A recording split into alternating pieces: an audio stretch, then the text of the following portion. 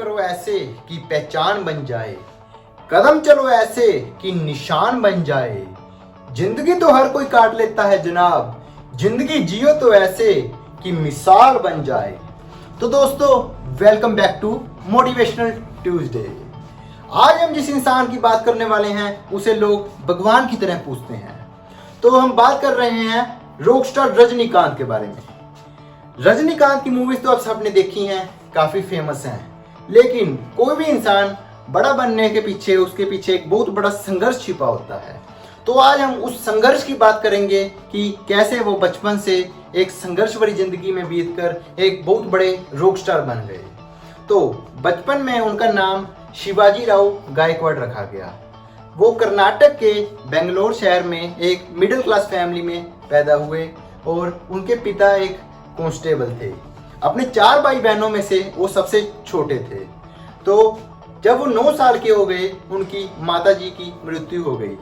लेकिन उन्हें एक्टिंग में बहुत शौकीन था, तो उन्होंने अपना फ्यूचर एक्टिंग में ही बनाने का सोचा। तो माताजी की मृत्यु होने के बाद उसके बड़े भाई ने ही उनका पालन पोषण किया। उसके बड़े भाई ने एक मठ में उन्हें पढ़ने के लिए भेज दिया। मठ में पढ़ने लिखने का तो वो शौकीन थे, लेकिन उसके साथ साथ उन्होंने एक्टिंग में भी पांव रख लिया, एक्टिंग में अपनी शुरुआत कर दी। काफ़ी वो पार्टिसिपेट करते थे, एक्टिंग करा करते थे, लेकिन उनको एक कुछ बड़ा हासिल नहीं हो पा रहा था।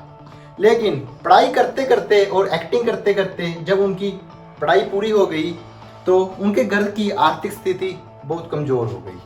तो उन्होंने एक्टिंग का काम उन्हें छोड़ना पड़ा और बेंगलोर में और कर्नाटक में उन्हें कारपेंटर, कुली जैसी नौकरी करनी पड़ी।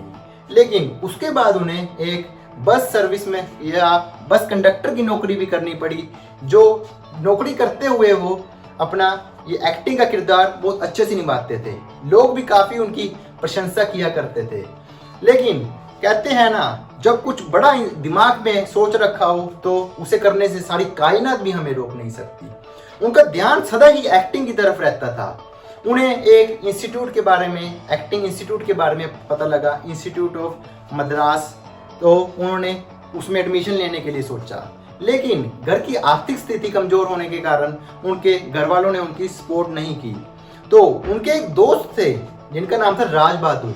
उन्होंने उनकी आर्थिक तरीके से और अपने मानसिक तरीके से, सभी तरीकों से उनकी मदद की और उन्हें अपना मंजिल पाने की तरफ आगे उत्साहित किया कि आप आगे चलिए, हम सब आपके साथ हैं। तो कहते हैं ना, एक सहारा ही बहुत होता है कुछ बड़ा करने के लिए। तो वो सहारा था अपने दोस्त का। उन्होंने एडमिशन लिया और एक्टिंग की तरफ आगे चले गए। 1973 में उन्होंने एक्टिंग में शुरुआत की। जब वो एक एक्टिंग इंस्टीट्यूट में अपना परफॉर्मेंस दे रहे थे, वहाँ के बालाचंद्रन ने उनकी परफॉर्मेंस को, उनकी एक्टिंग को देखा और वो काफ़ी उनसे प्रसन्न हुए और उन्होंने उन्हें तमिल सीखने के लिए आगे उत्साहित किया। और साथ ही उन्होंने एक फिल्म उनके साथ साइन कर ली, जो उनके लिए बहुत बड़ी अचीवमेंट थी। तो जब उन्हें फिल्म साइन हो गई तो उसके बाद उन्होंने पीछे मुड़कर नहीं देखा।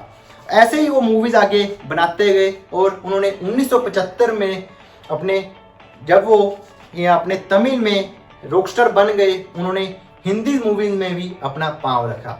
अमिताभ बच्चन के साथ उन्होंने पहली मूवी निकाली जिनका नाम था अंधा कानून। तो उसके बाद लगातार वो मूवीज निकालते गए और इंडिया में रॉकस्टार, बड़े फिल्म स्टार बन गए और काफ़ी अवार्ड्स भी हासिल किए।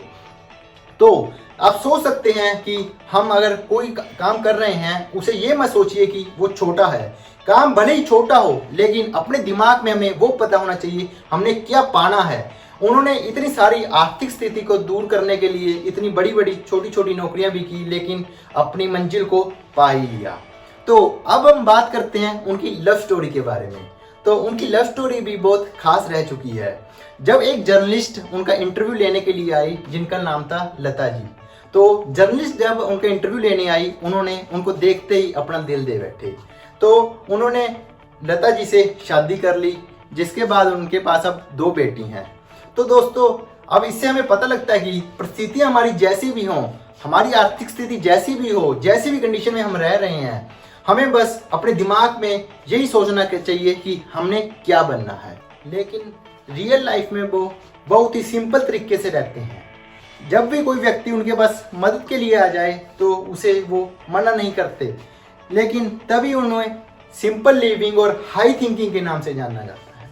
तो यही उनका संघर्ष था, कैसे उन्होंने इतने छोटे छोटे काम करने के बाद भी जिंदगी में इतना बड़ा नाम कमा गए। तो दोस्तों, अगर आपको वीडियो अच्छी लगी हो तो वीडियो को सब्सक्राइब और लाइक करना ना भूलें। हमारे चैनल पे अगर ऐसे ही आप आते रहना, आपका अपना मोटिवेशनल ट्यूजडे।